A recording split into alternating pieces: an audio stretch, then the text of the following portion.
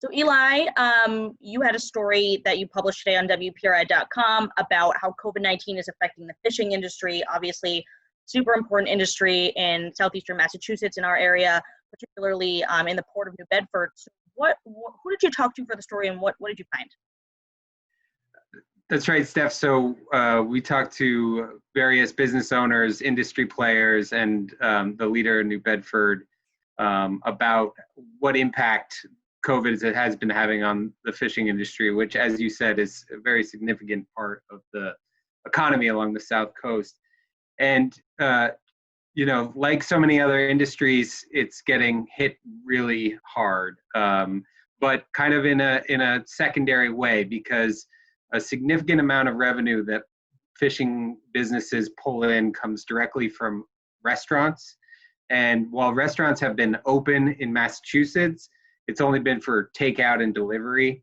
And for a lot of lucrative species, thinking lobsters or scallops, these are the type of species that make fishermen a lot of money because restaurants will pay a lot of money for them.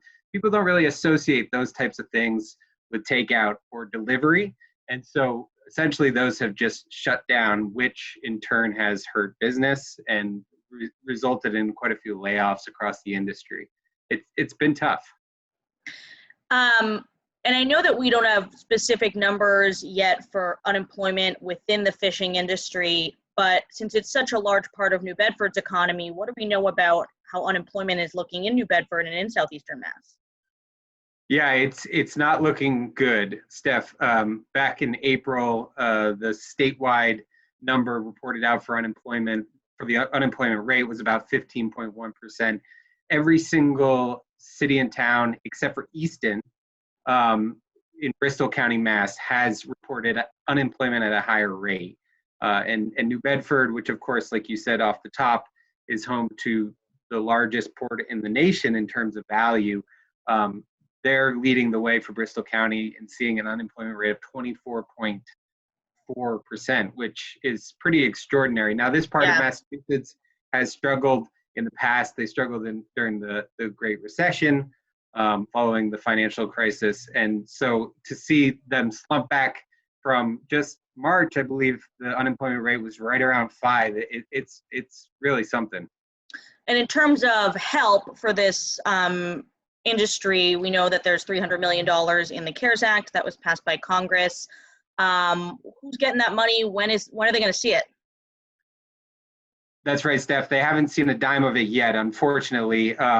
Congress, recognizing that the fishing industry was going to be taking such a big hit, not just in Massachusetts, but around the country, they earmarked that $300 million in the CARES Act specifically to help fishermen and their businesses and related businesses like manufacturers, deliverers, processing plants.